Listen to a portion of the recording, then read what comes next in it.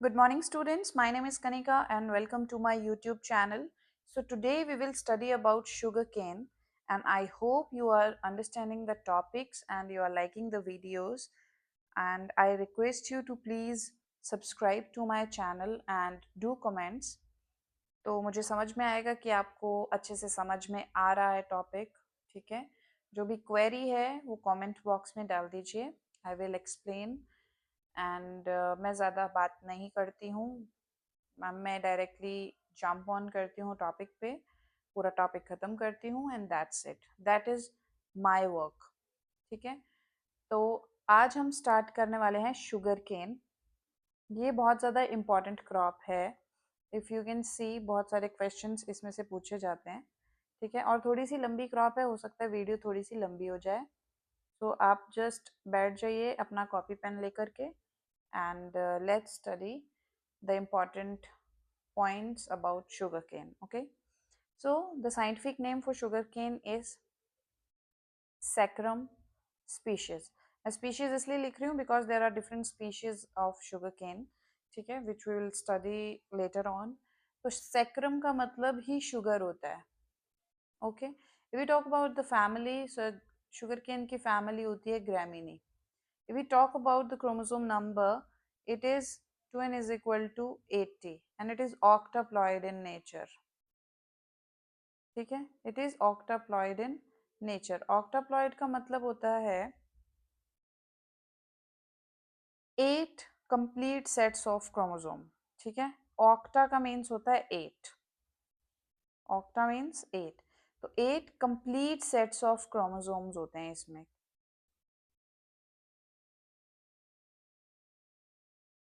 Okay, ये हो गया octaploid. If we talk about the propagation, तो शुगर केन में प्रोपिगेशन होता है आपका वेजिटेटिव आउट क्रॉसिंग की वजह से, वेजिटेटिव आउट क्रॉसिंग की वजह से, ठीक है? अब वेजिटेटिव आउट क्रॉसिंग क्या होता है? इन जनरल टर्म्स, जब आप जेनेटिक मटेरियल को मिक्स करते हो डिफरेंट शुगर केन प्लांट्स के, ठीक है, मतलब mixing of genetic material between different sugarcane plants through vegetative parts.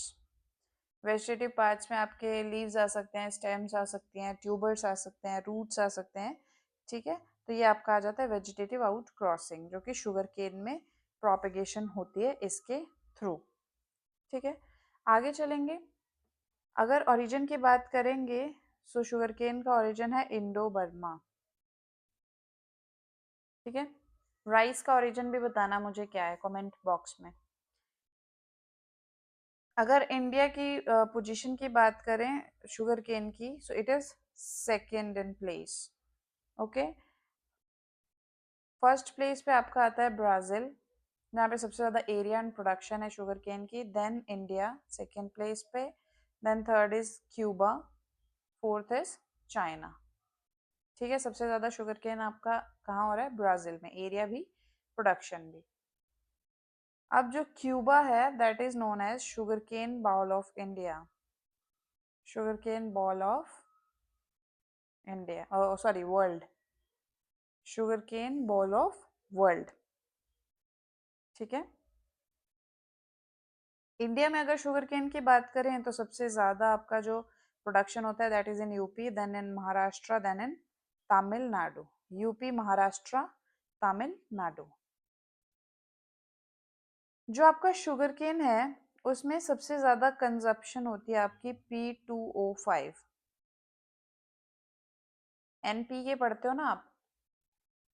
तो सबसे ज़्यादा जो शुगर केन कंज्यूम कर रहा है that is phosphorus, P2O5. Okay, sugar cane को आप हैवी फीडर क्रॉप भी बोलते हो. हैवी फीडर क्रॉप है ये, ठीक है? ज़्यादा इसको चाहिए होता है चीज़ें, चाहे वो कोई कुछ भी हो, मैन्योर हो, फर्टिलाइजर्स हो, तो सब कुछ इसको ज़्यादा चाहिए होता है. It is a perennial plant, it is important. It is a perennial plant. Perennial plant means it takes more than 2 years for completion.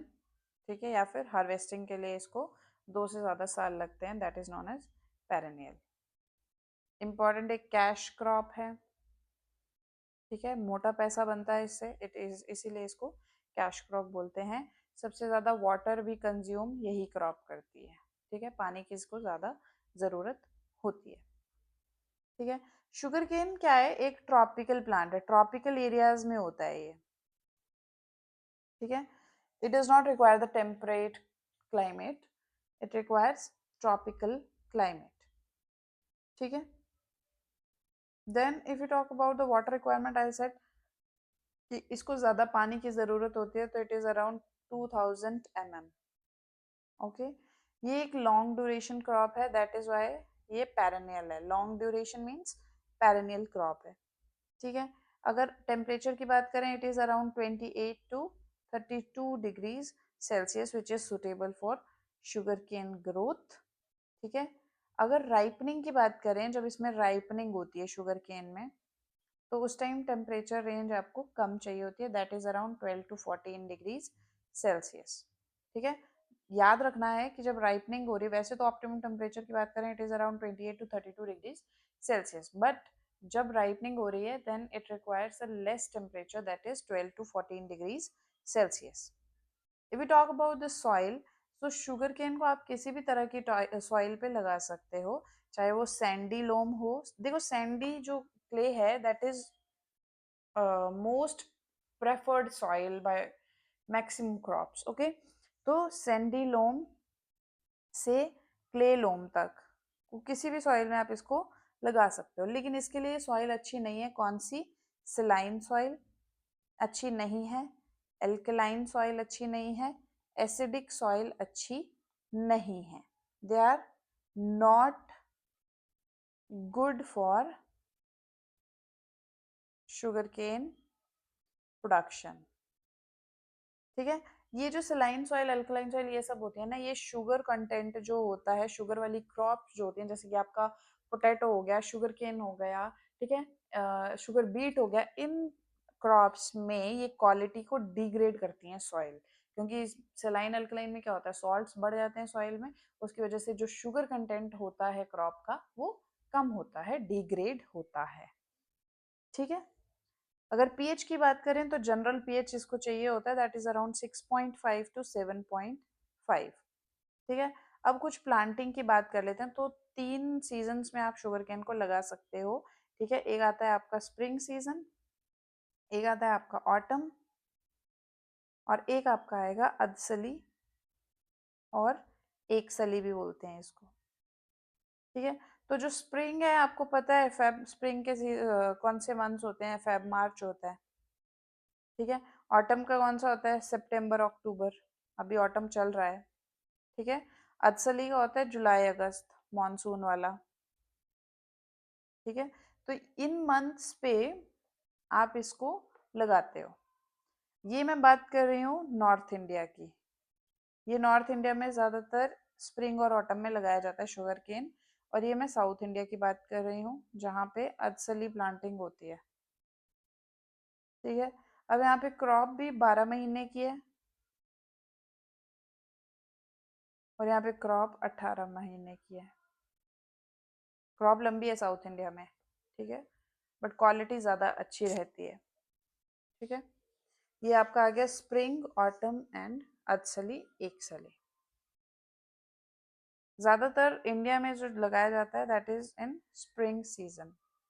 ठीक है, स्प्रिंग सीजन में आप शुगर केन को सो करते हो ज़्यादातर.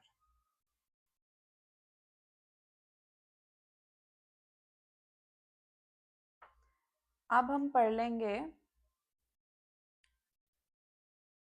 इसका जो सीड रेट वगैरह है, वो देख लेते हैं एक बार. ठीक है, अब इसमें देखो टाइप्स आते हैं. एक होता है 1 बडेड, एक होता है 2 बडेड, और एक होता है 3 बडेड।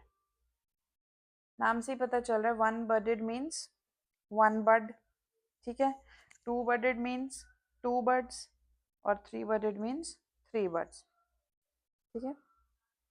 एक जिसमें एक बड होगा, ठीक है, तो उसका जो सेट्स होंगे पर हेक्टेयर वो ज़्यादा होंगे, that is around 1,20,000 sets per hectare. ये क्वेश्चन भी आ जाता है कई बार।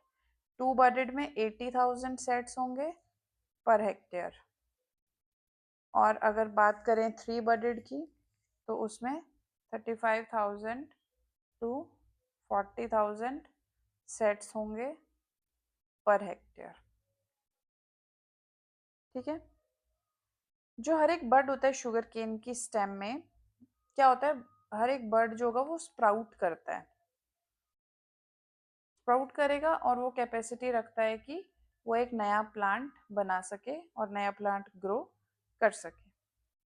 तो जितने ज़्यादा बर्ड्स होंगे, more birds, higher chance of germination. जितने ज़्यादा बर्ड्स होंगे उतने ज़्यादा चांसेस होंगे कि वो जर्मिनेट करेंगे, ठीक है। अब आपका आ जाता है नेक्स्ट कि जो इमेच्योर क्रॉप होती है शुगर केन की वो बेटर जर्मिनेशन करवाती है। क्यों? जो इमेच्योर क्रॉप है आपकी शुगर केन की वो बेटर जर्मिनेशन करवाती है, बेटर जर्मिनेशन होती है उससे।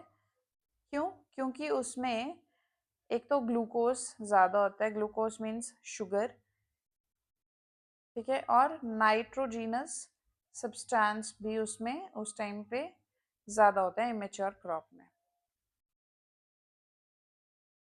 ठीक है। इसीलिए immature crop is best for germination. अब ऊपर का जो 1/3 पोर्शन होता है शुगर केन का, that is generally used for sowing, ठीक है। अब ऊपर से 1/3 पोर्शन जो होगा शुगर केन का, that is generally used for sowing. और इसको क्यों यूज करते हैं? बिकॉज इसमें ज़्यादा वही कि नाइट्रोजिनस सब्सटेंस इसमें ज़्यादा होगा, इसमें मॉइस्चर ज़्यादा होगा, ग्लूकोज मैंने बता दिया ज़्यादा होगा, ठीक है। नॉर्मली अगर बात करें only 50 to 60% of the sugar cane ही जर्मिनेट करते हैं, ठीक है। 50 to 60% शुगर केन बर्ड्स ही जर्मिनेट करते हैं, ठीक है। और पार्ट कौन सा लेंगे? 1/3 पोर्शन फ्रॉम अपर साइड, ठीक है। ज़्यादातर शुगर केन में ज़ीरो टिलेज होती है। ज़ीरो टिलेज से मतलब है कि क्रॉप रेजिड्यूज जो हैं वो सॉइल पे ही रहते हैं मैक्सिमम, ठीक है। टिलेज का एक अलग से मैंने टॉपिक एक्सप्लेन किया हुआ है। तो ज़ीरो टिलेज होती है इसमें, मतलब टिलेज नहीं की जाती है बेड को प्रिपेयर करने के लिए या लैंड को प्रिपेयर करने के लिए टिलेज नहीं की जाती है। मैंने पहले बता दिया था कि saline soil, alkaline soil are not good for sugar cane, ठीक है। इसमें एक प्रैक्टिस यूज होती है, that is blind hoeing. Blind hoeing क्या होता है? मतलब ब्लाइंड होइंग की जाती है ताकि जो वीड्स हैं जो पहले ही आ जाते हैं, अर्ली वीड्स, ठीक है, जो यंग क्रॉप सीडलिंग्स के साथ compete करेंगे, उनको कंट्रोल करने के लिए ब्लाइंड होइंग की जाती है, ठीक है। इससे एक चीज़ और भी होती है कि जो आपकी टॉप लेयर ऑफ सॉइल होती है वो लूज होती है, जिसकी वजह से एरेशन इम्प्रूव होता है और मॉइस्चर कंजर्व करने में भी हेल्प होती है। इसकी वजह से बेटर जर्मिनेशन होता है, आपकी क्रॉप की ग्रोथ ग्रोथ अच्छी होएगी, क्रॉप हेल्दी होएगी, ठीक है। तो ब्लाइंड होइंग क्या होता है? It is a practice of cultivating और hoeing the soil after sowing. जब आपने शुगर केन लगा दिया उसके बाद आप एक टिलेज प्रैक्टिस करते हो, ठीक है, होइंग करते हो, लेकिन वो जो क्रॉप आपने सोइंग करी है जिस क्रॉप की, उसके इमर्ज करने से पहले आप होइंग करोगे सॉइल पे, ताकि जो वीड्स जर्मिनेट कर रहे हैं वो डिस्ट्रॉय हो जाए। मैं लिख देती हूँ यहाँ पे, ठीक है। कल्टिवेटिंग या फिर hoeing the soil after sowing but before crop emergence to destroy germinating weeds। ठीक है, चलिए आगे चलेंगे। इसमें एक प्रैक्टिस और भी होती है, that is earthing up. Earthing up क्या होता है, नाम से पता चल रहा है कि इससे अगर ऐसे शुगर केन लगा हुआ है मान लीजिए, ठीक है, ऐसे शुगर केन है तो यहाँ पे ऐसे सॉइल चढ़ा देते हो आप ऐसे, ठीक है। तो this is I am sorry, इसको बोलते हैं अर्थिंग अप। तो ये कब होती है, 4 months आफ्टर प्लांटिंग। प्लांटिंग के 4 महीने के बाद आप करते हो अर्थिंग अप, ताकि लॉजिंग ना हो। अब लॉजिंग से प्रिवेंट करता है अर्थिंग अप। लॉजिंग क्या होती है, लॉजिंग होती है कि अगर हवा वगैरह चल रही है तो ये जो है ना आपका गन्ना, ये ऐसे गिर जाएगा नीचे को हवा की वजह से, ठीक है। तो उससे प्रोटेक्ट करने के लिए आप अर्थिंग अप करते हो कि नीचे का जो पार्ट है अगर वो सॉइल में सॉलिड तरीके से रहेगा, तो अर्थिंग अप की वजह सॉरी लोजिंग की वजह से जो आपका शुगर केन है वो नीचे नहीं गिरेगा, ठीक है। Then if we talk about the planting methods, तो इसमें डिफरेंट तरह के प्लांटिंग मेथड्स यूज किए जाते हैं, ठीक है। सबसे पहले आ जाता है आपका फ्लैट बेड। फ्लैट बेड नाम से ही पता चल रहा है, फ्लैट बेड होता है इसमें, ठीक है। ज्यादातर ये वाला आप पढ़ लेना, फ्लैट बेड होता क्या है, नाम से वैसे पता चल रहा है। ये ज्यादातर आपका नॉर्थ इंडिया में यूज होता है, ठीक है। साउथ इंडिया में कहीं कहीं यूज होता है, बट बेसिकली अगर देखा जाए तो इसको नॉर्थ इंडिया में यूज किया जाता है। फिर आता है आपका फरो मेथड। फरो मेथड क्या होता है, इसमें फरोज बनाई जाएंगी, ठीक है। नॉर्थ इंडिया में क्या होता है, नॉर्थ इंडिया में जो फरोज होती हैं वो होती हैं 10 to 15 सेंटीमीटर्स की in North India. But if you talk about in South India तो it is 20 centimetre wide furrow बनाई जाएगी इन साउथ इंडिया, ठीक है। देन इसमें एक आता है आपका ट्रेंच मेथड, इम्पॉर्टेंट है, इसको जावा मेथड भी बोलते हैं, ठीक है। इसमें क्या होता है, यू शेप के ट्रेंच बनाए जाते हैं, यू शेप्ड ट्रेंच बनाए जाते हैं, ठीक है। तो बस ट्रेंच बनाए जाएंगे, दैट्स इट। एक आता है आपका पार्था मेथड। पार्था मेथड ये आपका ज़्यादातर साउथ इंडिया में, साउथ तमिलनाडु वगैरह में यूज़ होता है, ठीक है।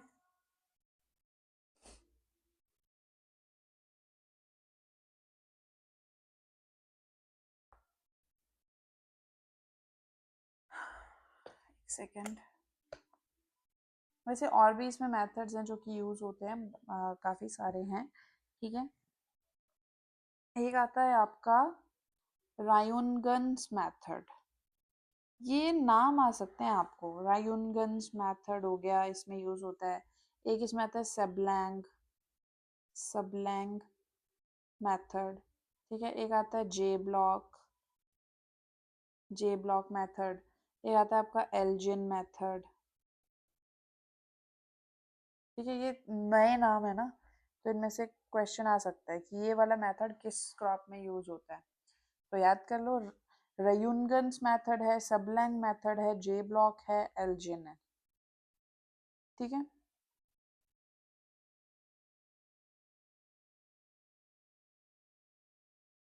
तो ये वैसे तो आपको इनको देखने की जरूरत नहीं है, क्योंकि इतना डीप क्वेश्चन नहीं पूछा जाएगा, हो सकता है घुमा फिरा के पूछा जाए इस मेथड के बारे में। तो बस ये याद रखना है कि चारों मेथड कौन सी क्रॉप में यूज हो रहे हैं, शुगर केन में, ठीक है।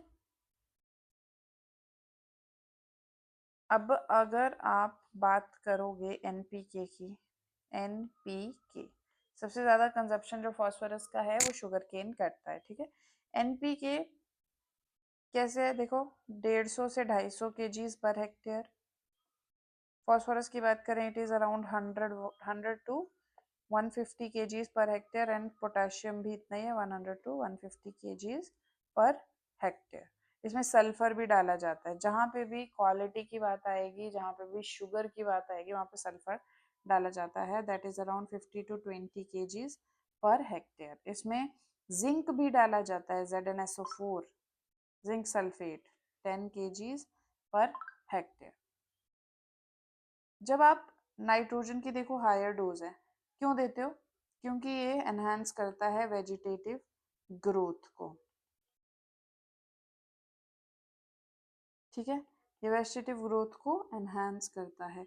अगर आप नाइट्रोजन की डोज ज़्यादा देते हो तो वेजिटेटिव ग्रोथ को तो एनहांस करेगा, लेकिन डिक्रीज करेगा सुक्रोज कंटेंट को, ठीक है। क्योंकि मैंने क्या बताया था कि जो आपका 1/3 पोर्शन होता है शुगर केन का अपर साइड से, ठीक है, इमेच्योर शुगर केन की बात कर रही हूँ मैं, that is best for germination. क्यों? क्योंकि उसमें नाइट्रोजिनस कंटेंट ज़्यादा होता है, ठीक है, और साथ ही उसमें शुगर या सुक्रोज ज़्यादा होती है, इसलिए वो बेस्ट होता है। तो आप अगर ज़्यादा ही नाइट्रोजन डाल दोगे तो उससे वेजिटेटिव ग्रोथ तो अच्छी हो जाएगी, लेकिन सुक्रोज कंटेंट जो है वो कम हो जाएगा। इसमें नाइट्रोजन फिक्सिंग बैक्टीरियाज भी डाले जाते हैं, जैसे कि एजोस्पेरिलम, ठीक है, ये डालते हो आप। फोस्फेट सॉल्युबलाइजिंग बैक्टीरिया भी डालते हो, फॉस्फेट solubilizing बैक्टीरियाज, ठीक है। अब इसके कुछ इरिगेशन स्टेजेस आती हैं, critical stages for irrigation.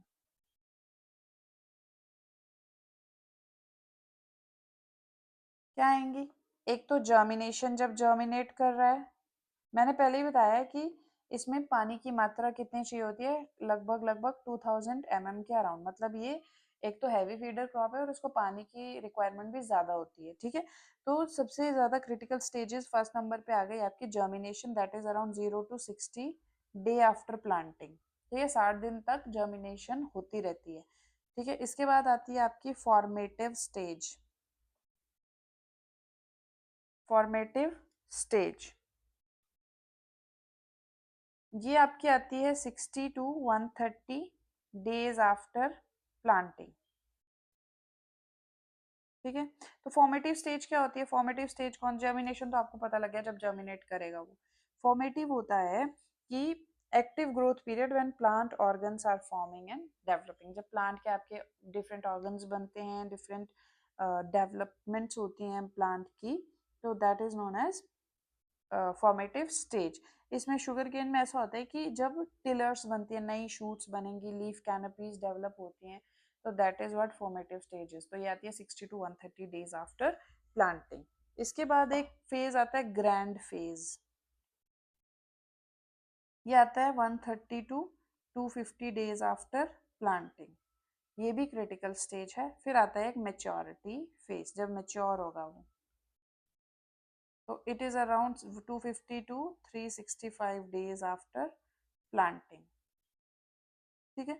Most critical stage की बात करेंगे तो it is formative stage, most critical stage, ठीक है। अब अगर वाटर स्ट्रेस की बात करें तो वाटर स्ट्रेस सबसे ज़्यादा कौन सी स्टेजेस में होता है? एक तो सबसे ज़्यादा क्रिटिकल स्टेज क्या बताई? फॉर्मेटिव, ठीक है, जब टेलर्स बन रहे हैं। तो formative stage is the most critical या सेंसिटिव फॉर वाटर स्ट्रेस, बहुत ज़्यादा सेंसिटिव है वाटर स्ट्रेस के लिए। अगर पानी की कमी हुई तो इस स्टेज पे डैमेज ज़्यादा होता है, कौन सी? फॉर्मेटिव। और एक ग्रैंड फेज जो है आपका, ये भी मोर सेंसिटिव है वाटर स्ट्रेस के लिए, मोर सेंसिटिव, ठीक है।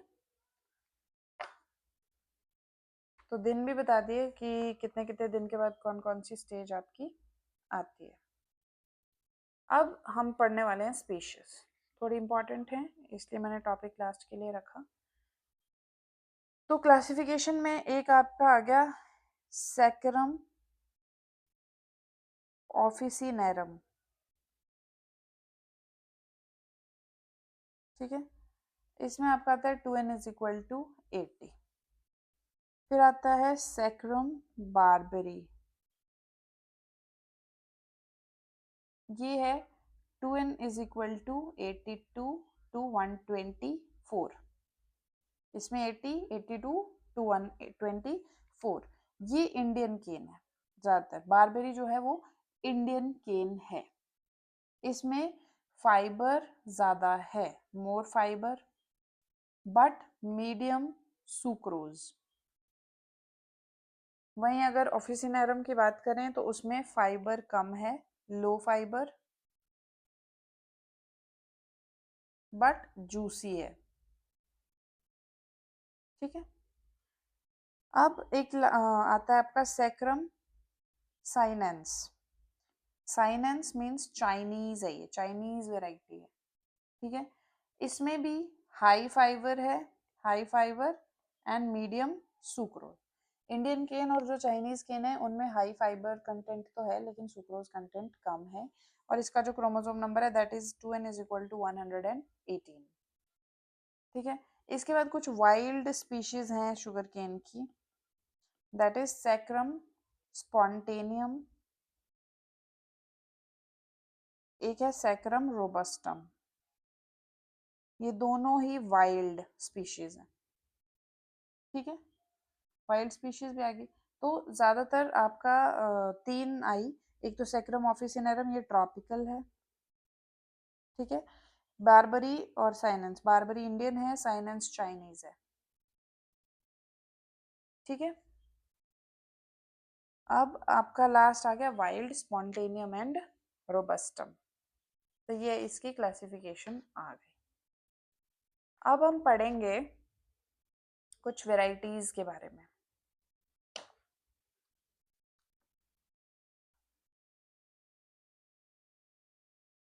इन शुगर केन की जो फर्स्ट इंटर स्पेसिफिक हाइब्रिड है, इंटर स्पेसिफिक हाइब्रिड इंडिया में, उसका नाम है CO205। ये फर्स्ट इंटर स्पेसिफिक हाइब्रिड है जो इंडिया में डेवलप हुआ था। और किसने डेवलप किया था इसको? वेंकट रमन, ठीक है। CO205। कुछ वेराइटीज जहाँ पे जिस में भी आपको CO दिख जाएगा that is a variety of sugar cane. CO का मतलब कोयम्बटूर है, कोयम्बटूर तमिलनाडु में पड़ता है ना, तो CO का मतलब है कोयम्बटूर। अब सबसे पहले जो इम्प्रूव्ड वेराइटीज डेवलप हुई थी इंडिया में वो हुई थी 1912 में sugar cane breeding institute Coimbatore से,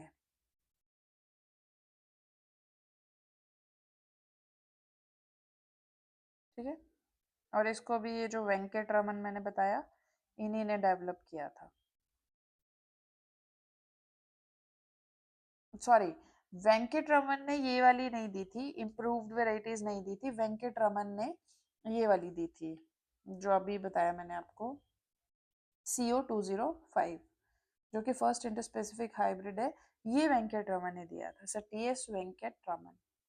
अब मैंने बताया कि CO जिसमें भी आएगा वो शुगर केन की ही वेराइटीज होंगी। इसमें डिफरेंट है, CO419, CO313, CO352, sorry, CO392, CO327। तो जिसमें भी CO आएगा वो वेराइटीज होंगी शुगर केन की जो कि कोयम्बटूर से डेवलप हुई हैं। अच्छा, एक वेराइटी है CO8152, it is a gamma ray mutant है, mutant of sugar cane from which variety? CO527 से शुगर केन की एक gamma ray mutant variety develop हुई है, दैट इज CO8152 8152। अब शुगर केन की मेच्योरिटी कैसे देखते हो? आपकी शुगर केन अब मेच्योर हो गया है और हार्वेस्टिंग करने के लिए रेडी है। तो शुगर केन में आप देखते हो कि जो एरोइंग है वो होना रुक गई है, या फिर जो आपकी प्लांट की ग्रोथ है वो भी रुक चुकी है। ठीक है, आपका जो केन होगा वो एक मेटालिक साउंड देता है और बहुत जल्दी नोड से टूट जाएगा। ठीक है, सबसे ज़्यादा इम्पॉर्टेंट सिम्टम यही है। ठीक है, breaks easily at nodes, node से वो इजीली ब्रेक हो जाता है और मेटालिक साउंड देगा। ठीक है, अब नोड्स पे जो आपके बर्ड्स होते हैं, नोड्स पे जो आपके बर्ड्स होते हैं वो उनमें स्वेलिंग हो जाती है। ठीक है, स्वेल हो जाएंगे वो बर्ड्स। शुगर केन की क्रॉप को मैच्योर कब बोलते हो? जब आप सैंपल लेते हो जूस का मिडल पोर्शन से, ये एक गन्ना है, इसके मिडल पोर्शन से आपने सैंपल ले लिया जूस का। ठीक है, तो जब आप हैंड रिफ्रैक्टोमीटर से चेक करोगे क्या ब्रिक्स की रेशो, तो वो अगर 18 से 22 के बीच में होगी तो दैट मीन्स कि शुगर कैन मैच्योर हो चुका है। शुगर कैन की राइपनिंग के टाइम पे टीएसएस कितना होना चाहिए? इट इज 20 ब्रिक्स, इतना ही, अराउंड 18 to 22। तो हार्वेस्टिंग के टाइम पे इतना ही चाहिए, राइपनिंग के टाइम पे इतना ही ब्रिक्स रेशो होना चाहिए। ठीक है, बात करेंगे क्रॉप लॉगिंग की। It is a method of plant analysis for assessing nutrient requirement of crops. ये ज़्यादा इम्पोर्टेंट नहीं है। अब शुगर केन में आपने पढ़ा होगा ट्रांसलोकेशन ऑफ शुगर होती है, ट्रांसलोकेशन ऑफ शुगर। अब ये क्या होता है कि एक जगह पे जहाँ पे शुगर बन रही है वहां से पूरे प्लांट में ट्रांसलोकेट हो रही है। ठीक है, that is translocation of sugar. तो ये कौन से एलिमेंट की वजह से होते हैं? That is due to potassium. ठीक है, अब कुछ इंस्टीट्यूट्स हैं जैसे कि एक हमने पढ़ा था SBI sugar cane breeding institute, ये कहाँ पे है? कोयम्बटूर, तमिलनाडु। फिर आता है आपका IISR institute of sugar cane research, ये है लखनऊ में, UP, institute of sugar cane research. Then आपका आता है ISI Indian sugar institute, it is in Kanpur, Indian sugar institute in Kanpur. फिर आता है आपका Indian sugar mills association, Indian sugar mills association, it is in New Delhi. ठीक है, फिर आपका आता है NFCSF, it is in New Delhi. ये है क्या?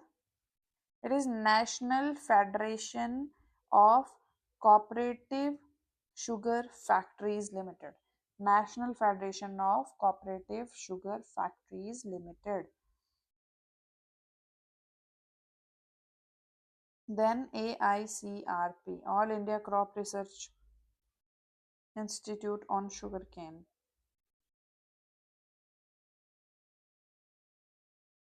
ये आया था आपका 1970 से 71 में। ठीक है,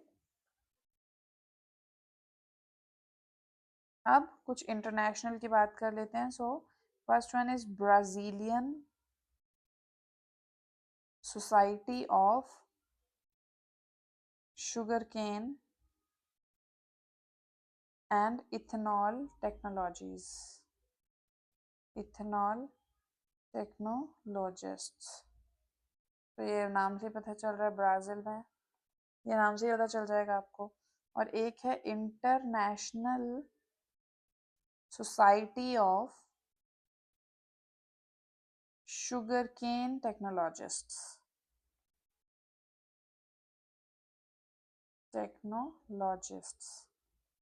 इट इज इन मॉरिशियस। ठीक है, international society of sugar cane technologist, it is in Mauritius. ठीक है, अब अगर बात करेंगे हार्वेस्टिंग की, तो नॉर्थ इंडिया में आप इसको कब हार्वेस्ट करते हो?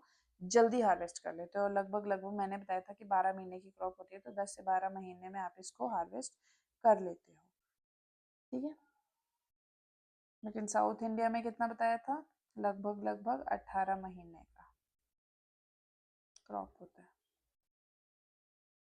ठीक है, तो कुछ ये इंपॉर्टेंट पॉइंट्स थे, हमने शुगर केन के पढ़ लिए। अब कुछ इंपॉर्टेंट चीज़ें पढ़ लेंगे, जैसे कि इसमें जो डिजीजेज आती हैं शुगर केन में और जो इंसेक्ट्स आते हैं। ठीक है, तो डिजीजेज में आपका आ गया, एक तो रेड रोट आता है, इंपॉर्टेंट है, कोलेटोट्राइकोम फेल्केटम। ठीक है, स्मट आती है, स्मट का जीनस है अस्टिलैगो। जहाँ पे भी अस्टिलैगो आ गया और स्मट आ गया, दैट मीन्स आंसर वही है। ठीक है, फिर इसमें अच्छा एक आता है पाइनएप्पल डिजीज। ये क्वेश्चन आ सकता है कि पाइनएप्पल डिजीज, आप कंफ्यूज हो जाओगे कि पाइनएप्पल डिजीज किसमें होती है। तो it occurs in sugar cane.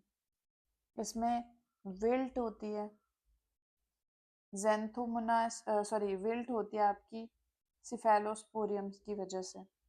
इसमें गमोसिस होगी, गमोसिस होती है जेंथोमोनास एक्सोनोपोडीज पैथोवार वेस्क्यूलोरम। इसमें रटून स्टंटिंग होती है, रटून स्टंट हो जाता है। ग्रासी शूट होती है, ये भी याद करने वाला, ग्रासी शूट किसकी वजह से होता है? फाइटोप्लाज्मा की वजह से। अब एक क्वेश्चन अराइज करता है यहाँ पे कि रटूनिंग क्या होती है शुगर केन में? कोई बता सकता है कि रटूनिंग क्या होती है शुगर केन में?